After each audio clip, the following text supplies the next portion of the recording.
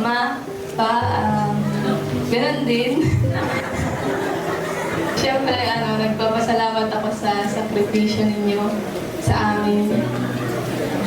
Sa aming mga magkakapatid, hindi lang ako kasi ganun po na napalaki niyo kami ng maayos, ng may takot sa Diyos. At yun, yung mga pinagdaanan noon ay nilampasan ninyo lahat. And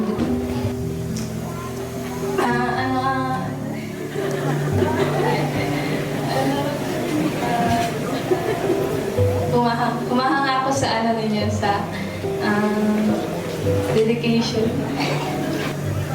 Sa ang pinaka tumatak sa amin is hindi siya pamilya na magulo, kundi parang parang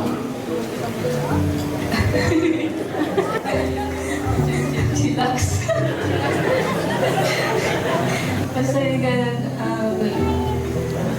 siguro praying ko na lang na maging healthy kayo.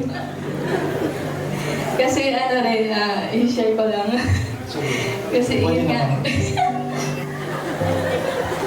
si Papa po kasi, nakailang na yun sa ospital.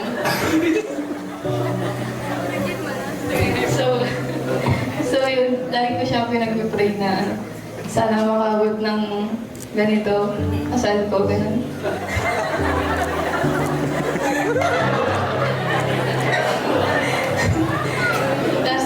So itinapan siya ni Lloyd. May bagong prayer sa kanya, makaabot naman kay Pao. So yun po, kumahanga ako sa sakripisyo sa amin, and isa yun sa sa gagawin kong inspirasyon para sa amin din ni Jay. Ngayon po, alam kong bihira natin po sabihin sa isa't isa. Hindi nga eh. So, mahal naman po namin kayo at alam din naman po namin na mahal niyo kami.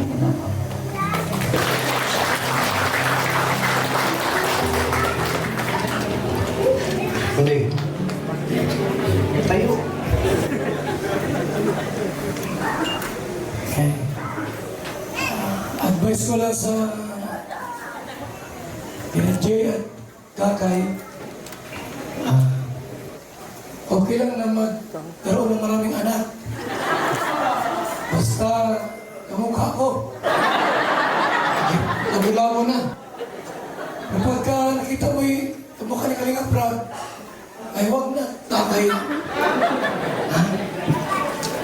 So, kung sakali man na mag-away kayo, hindi mo iwasan, at sinipa ka ni JJ, sipain mo rin. Tatlo mo ulit. Unahin mo yung itlog. Ang ginagawa nito ay, yung mga ganti. Masipa ko. Masipa din. Ang problema, yung itlog ang inuuna. Ano ka ganti? Ang bihira. Gawin mo rin yan.